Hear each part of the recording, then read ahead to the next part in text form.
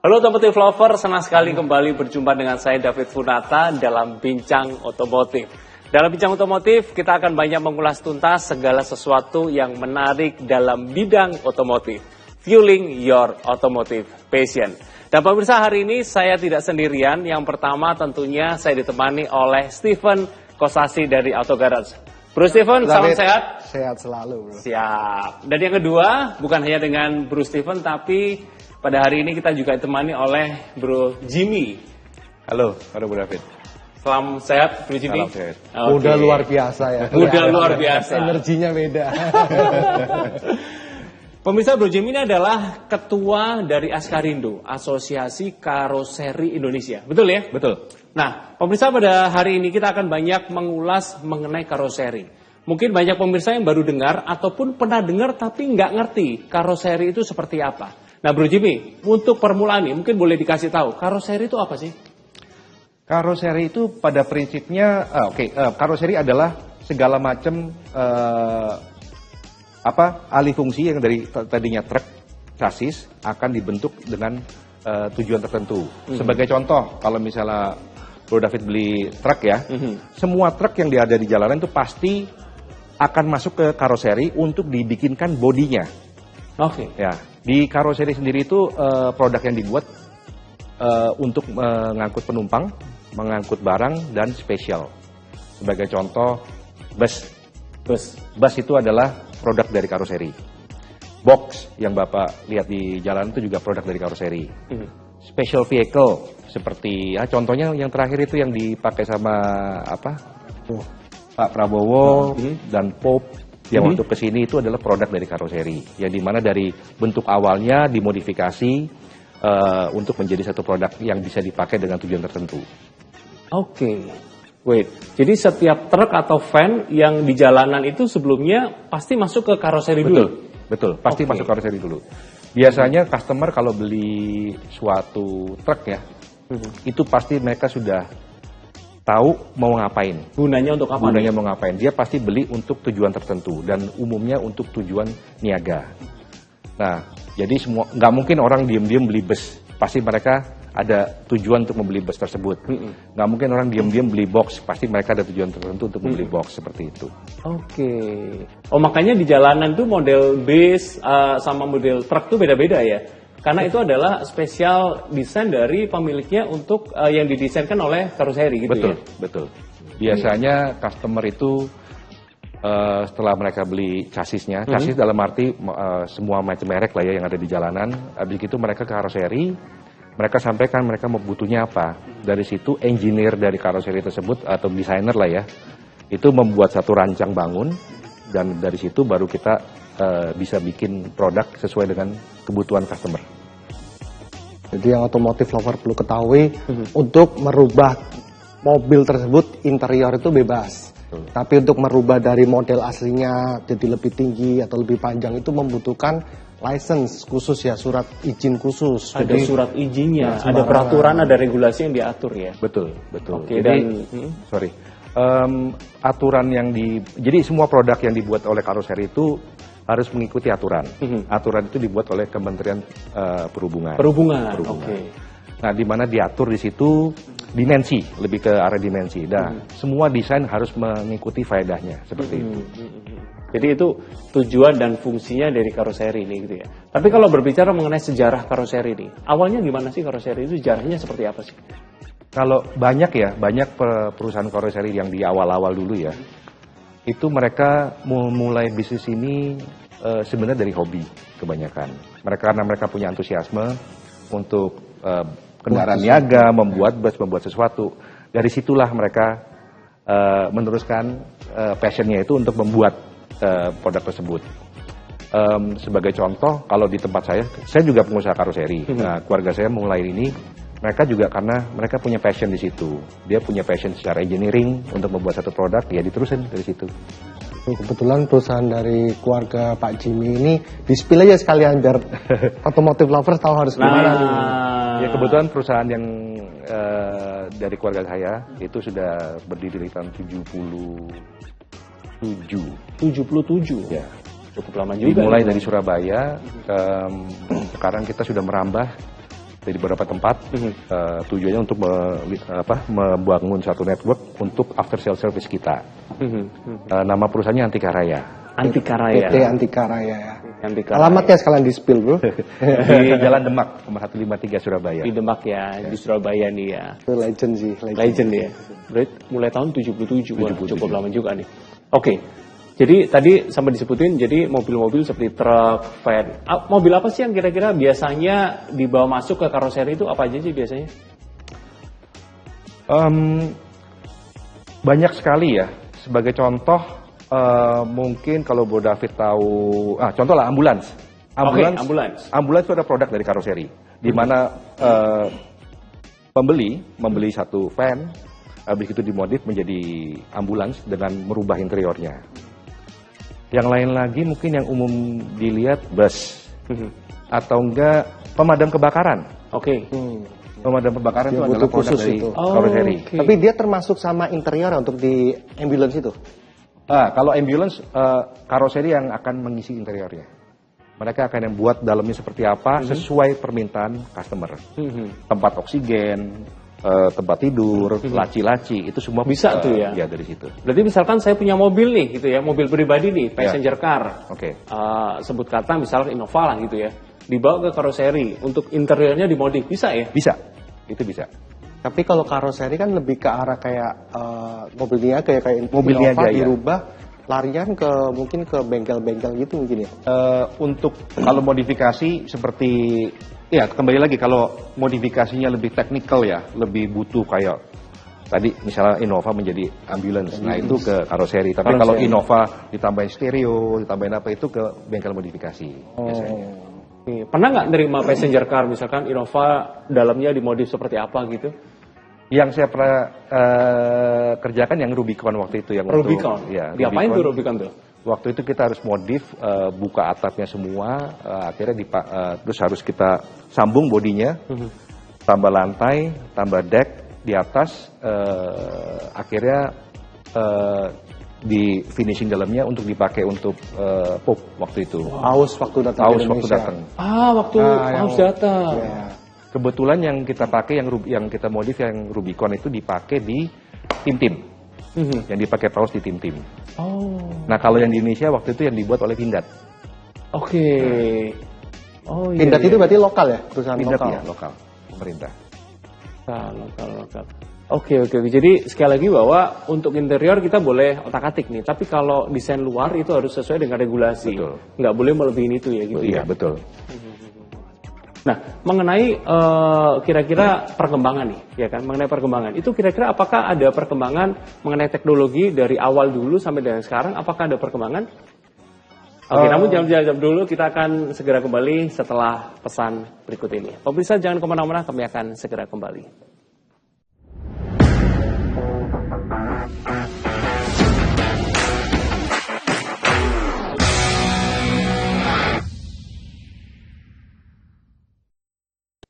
Halo Otomotif Lover, pada hari ini kita masih berbincang dengan Bro Steven dan juga Bro Jimmy dari Karoseri. Bro Jimmy, tadi kita sempat ngomong mengenai perkembangan karoseri gitu ya. Kita mengetahui bahwa di Indonesia sudah lama juga gitu ya. Nah, pertanyaan apakah dari dulu sampai sekarang itu ada teknologi atau perkembangan yang lebih maju dari bidang karoseri ini? Kalau perkembangan teknologi itu sangat cepat ya, terutama belakangan ini. Tentunya jadi kalau Bu David tanya apakah ada perkembangan, tentunya ada. Sebagai contoh, zaman dulu yang namanya bikin bus itu banyak dempulan. Contoh, kenapa? Banyak industri karoseri yang masih belum tahu cara bikin dengan benar. Nah, dengan sekarang perkembangan teknologi, mereka udah bisa bikin bodi jauh lebih bagus, jauh lebih rata. Keren sekarang bus ya? Iya, betul. Itu ada teknisnya. Ada tekniknya, dan itu perlu know-how yang dalam. Nah, itu juga mengikuti perkembangan teknologi. Contoh, bus ya, kita masih ngomong bus. Rangka bus itu, dulu itu masih pakai orang bikinnya. Sekarang, untuk beberapa karoseri yang sudah mutakhir, itu sudah pakai robotik. Kemarin gue sempat ngulik juga tuh masalah bus itu. Satu bus itu dalam 4 hari udah selesai tuh katanya. 4 hari? 4 hari. Pakai robot Untuk yang sudah canggih ya. Iya. Kaget gue. Serba robot ya. Iya. Jadi pengelasan juga udah nggak pakai orang, banyak yang seperti itu untuk yang bus ya. Udah pakai robotik sehingga human error-nya sangat minimal. Nah, kalau kita ngomong teknologi di barang-barang lain, sebagai contoh, tangki BBM. Tangki BBM, oke. Nah, tangki BBM yang kita lihat di jalan raya tuh banyak yang ngangkut untuk Pertamina kah, untuk yang merek-merek lain. Itu juga pengembangan teknologi juga cukup banyak. Dulu yang namanya ngelas pakai tangan, sekarang udah nggak ada ngelas pakai tangan, udah nggak boleh juga. Itu sudah robotik. Itu untuk meminimalisir error. Sebagai contoh lain, untuk bikin, kembali lagi di tangki BBM ya, untuk bikin tangki BBM, kalau Bro David melihat ujung-ujungnya itu kan bulat ya. Benar. Zaman dulu itu mungkin diketokin, sekarang itu enggak, pakai alat semua. Makanya mulus-mulus kan, sekarang kan tangki BBM bagus-bagus kan. Gitu. Itu sama, itu semua pengembangan teknologi. Itu kerjaan karoseri semua berarti? Itu karoseri semua. Itu kerjaan karoseri semua. Berarti bukan dari pabrik, udah keluar, udah kayak gitu, enggak ya? Enggak. Itu harus dibuat di karoseri. Ini baru tahu nih. Meluas ya, usaha karoseri itu meluas ya. Luas ternyata. Kebetulan kalau Bro David mau ngomong ini ya, sebenarnya salah satu produsen terbanyak untuk tangki BBM itu banyak kan di Jawa Timur loh. Bus juga paling banyak juga di Jawa Timur. Tangki BBM juga banyak yang dibuat di Jawa Timur. Jadi sebenarnya di Jawa Timur sendiri ini produsen-produsennya udah cukup canggih. Karoseri di Jawa Timur banyak ya? Banyak. Nah, karoseri sendiri ya, mungkin saya flashback sedikit untuk asosiasi industri karoseri sendiri. Data terakhir yang kita pernah dapetin dari Kementerian Perhubungan itu kalau nggak salah di Indonesia itu ada lebih dari 600 perusahaan karoseri. 600? Ya. Banyak juga ya? Ya, tersebar di mana-mana di Indonesia ya. Tetap terbanyak di Jawa, di Pulau Jawa. Nah, cuman memang banyak sekali industri karoseri ini. Juga ternyata ya. Tadi saya tertarik menaik bus gitu ya. Sekarang kan kita naik bus pariwisata itu kan keren-keren gitu ya. Dalamnya ada yang bisa sampai tiduran, atau yang tingkat 2, itu semua kerjaan karoseri semua berarti itu kerjaan karoseri semua. Itu semua. Itu banyak dikerjakan di sini. Dimulai dari nol, kalau tadi belum mau nanya. Jadi memang si karoseri itu terima cuman engine sama ban depan sama belakang. Tetapi waktu sampai di karoseri itu barulah dia bangun bus dari nol. Dari nol? Dari nol. Jadi bukan Loro Jonggrang yang bikin, Bro. Oke. Dari sasisnya sampai bodinya, interiornya itu semua dibuat dari nol. Sampai ada ide sampai double decker, susun 2, itu apakah dari karoseri memang itu ya? Betul, itu dari karoseri. Itu juga ya dari karoseri, dari dari demand dari market juga ada yang minta seperti itu, makanya dibuatlah barangnya seperti itu. Dan mereka butuh surat rancang bangun ya untuk itu ya. Ya, setiap produk karoseri itu harus disertai oleh rancang bangun. Siapa sih yang boleh bikin rancang bangun? Itu hanya perusahaan karoseri. Jadi kalau misalnya saya mau buka satu perusahaan PT ABC lah misalnya, tapi saya bukan karoseri, itu saya nggak bisa membuat moro-moro saya bikin satu. Walaupun bisa otak-atik mobilnya jadi keren, tapi nggak punya license juga nggak boleh juga ya? Nggak bisa, karena saya harus mengajukan rancang bangun. Setelah rancang bangun itu barang kita baru boleh kita buat. Setelah dibuat, dicek, ada penguji. Sesuai nggak sesuai apa enggak? Nih ya? Iya. Setelah itu baru bisa dikir. Nah mungkin sedikit informasi soal kir ya. Memang kir itu pada prinsipnya periodik. Setiap 6 bulan akan dicek. Fungsinya apa sih? Fungsinya supaya pemerintah tahu barang ini masih sesuai dengan apa rancangannya. Jangan-jangan diotak-atik lagi gitu ya? Iya. Oke, jadi sebelum dibangun itu mesti rancang bangunnya distorkan dulu. Distorkan dulu dan sesuai nggak gitu ya? Betul. Sesuai atau enggak dengan aturan yang sudah dibuat. Gitu. Jadi kir sekarang nggak pakai cat itu ya? Udah nempel stiker kaca digital, dibuat otomotif lover. Nggak perlu tetap harus ke Samsat tetap ya. Tapi nanti nggak dicat, tapi dikasih stiker tempel di kaca depan biasa. Seperti BBM itu ya. Kir itu berapa? 6 bulan sekali ya. Jadi memang harus diupdate terus ya, harus sesuai ya artinya ya. Betul. Tapi kalau misalnya udah jadi model A, dia mau jadi upgrade dikit, butuh rancang bangun lagi. Rancang bangun lagi. Itu seharusnya iya. Jadi dia nggak bisa. Jadi sebagai pemilik truk tidak boleh moro-moro saya mau tinggiin lah sesuka hati, itu nggak bisa. Nggak boleh. Nggak boleh. Itu ada pidananya malah. Nah, jadi nggak bisa semena-mena mau meninggalkan volume karena sudah ada aturannya. Mungkin pernah dengar ya istilah odol itu. Odol, ya. Over dimension overload. Itu yang memang lagi pemerintah kita lagi mau tekankan karena biaya untuk perbaikan jalanan itu kan sangat besar. Itu karena disebabkan oleh odol itu. Oke, baik, kita akan berikan waktu untuk pesan yang mau lewat. Pemirsa jangan kemana-mana, kami akan segera kembali.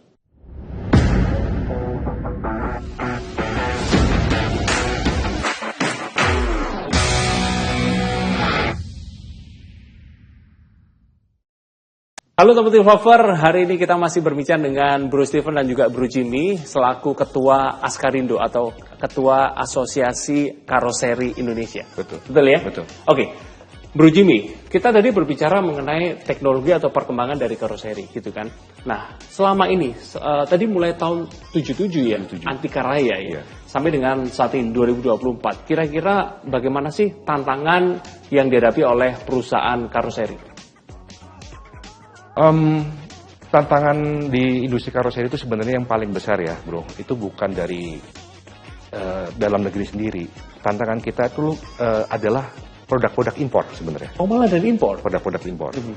Itu yang tugasku sebagai ketua asosiasi untuk memberitahu pemerintahan kalau kita harus menyikapi ini nih, gitu loh. Bagaimana cara? Sebagai contoh begini, bus impor itu banyak loh. Bus impor itu berarti kan mengambil kerjaan karoseri lokal. Itu yang kita sebenarnya challenge kita sebenarnya di situ. Bukan dalam negeri. Kalau dalam negeri memang kita semua mau berusaha membuka karoseri mau aja, kan lebih bersaing lebih banyak, produk pasti lebih bagus ya. Customer banyak pilihan. Tapi yang menjadi problem adalah produk-produk impor utuh. Itu yang menjadi problem untuk kita sebenarnya. Itu yang harus kita bersama-sama menggiring ini supaya tidak keterusan, tidak kebablasan juga gitu loh. Tapi produk impor kapas itu berapa persen di Indonesia? Dengan di pasar? Sementara ini masih belum banyak, tapi banyak juga produk-produk impor, produk karoseri impor, itu yang berjalan yang di off the road. Itu yang dimana Bro nggak lihat di jalanan, itu banyak di tambang, di mana itu dalam hutan, itu utuh-utuh karoserinya impor gelondongan. Itu yang kita harus hadapi, dan itu yang challenge kita sebenarnya. Lebih ke arah ke sana, bukan nggak ada challenge masalah teknis sebenarnya, lebih challenge masalah komersilnya. Sebenarnya apa yang ditawarin dari produk impor ini pada waktu masuk ke Indonesia?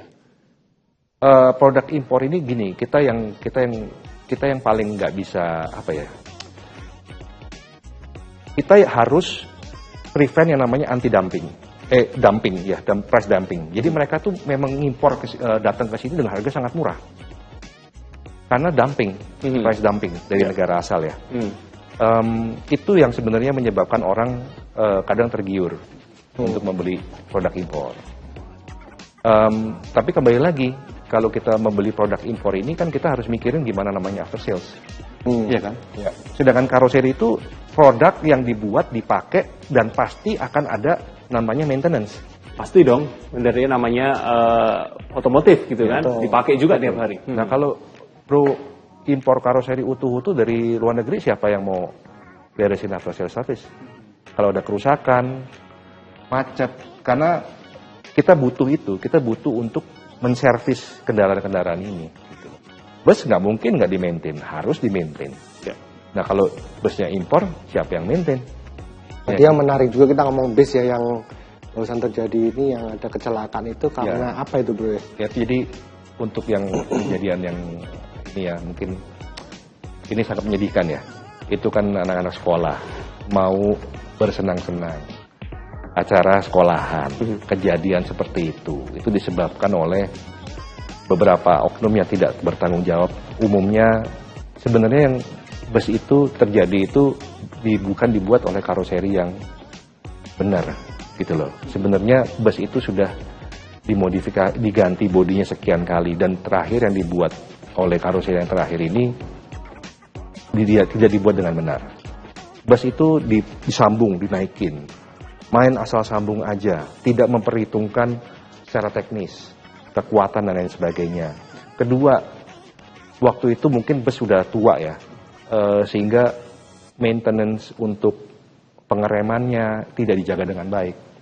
Itu kan blong kalau nggak salah. Rem blong, yes. Itu kan bagaimana tragisnya. Nah itu yang seharusnya kita harus bisa bersama-sama ya, jaga ini gitu loh. Jangan sampai kejadian lagi. Itu harus yang terakhir. Iya nih ya. Jadi memang itulah gunanya harus di-update terus ya. Harus di-update. Kir juga setiap 6 bulan sekali harus dicek terus Berarti ya. kir sampai kecek ke kolong-kolong semua ya? Iya. Semuanya Kir itu ya. sampai pengecekan rem. Semua dicek. Jadi karoseri pun itu bukan hanya produksi tapi juga maintenance-nya juga ya. Iya. Iya. Ada masalah apapun jadi kembali lagi. Kita harus bisa memperbaiki produk yang sudah dipakai. Tapi dari usaha karoseri masih tetap pakai robotik atau tetap banyak orangnya juga nih? Untuk beberapa tuh memang pakai robotik, tetapi majority tetap masih pakai manusia. Jadi menyerap tenaga kerja banyak ini. Nah, ini Jadi penting nih. berkat. Ini penting. Sebenarnya kita udah ngomong juga beberapa kali ya untuk ngasih edukasi ya, bahwa industri karoseri ini salah satu industri di Indonesia yang menyerap tenaga kerja paling banyak.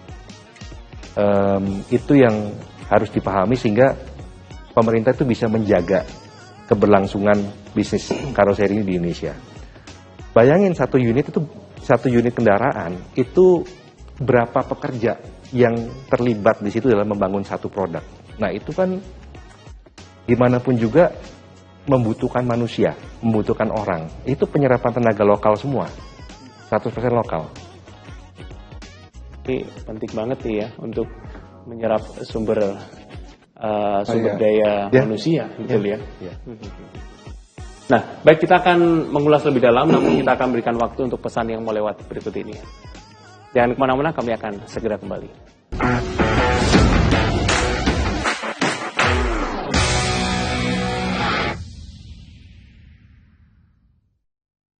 Halo teman-teman lover, kayak masih ngobrol dengan Bro Jimmy dan juga Bro Steven dari Autocrates. Bro Jimmy, Ya.